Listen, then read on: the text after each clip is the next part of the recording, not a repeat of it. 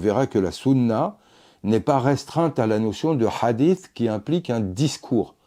Elle est beaucoup plus large que ça. Donc, d'emblée, ce qu'on va faire, c'est voir la signification là, des deux termes importants que nous venons de citer. Donc, sunna.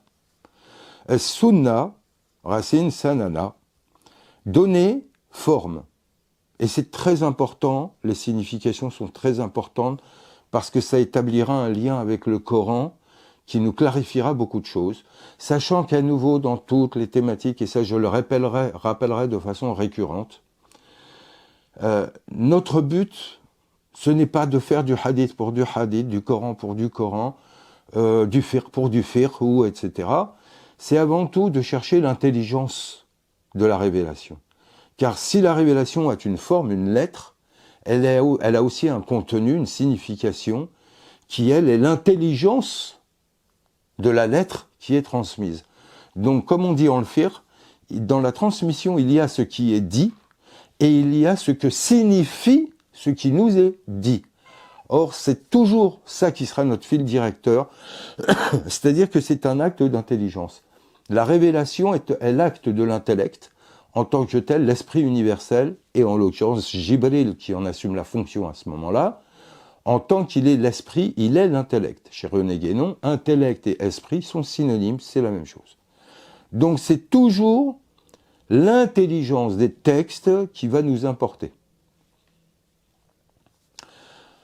Donc le terme sunna, dans sa racine, c'est donner forme, aiguiser, tranchant, nettoyer, percer, élever, pousser, séparer, distinguer, altérer, agitation, établir une règle en usage, une pratique, une habitude.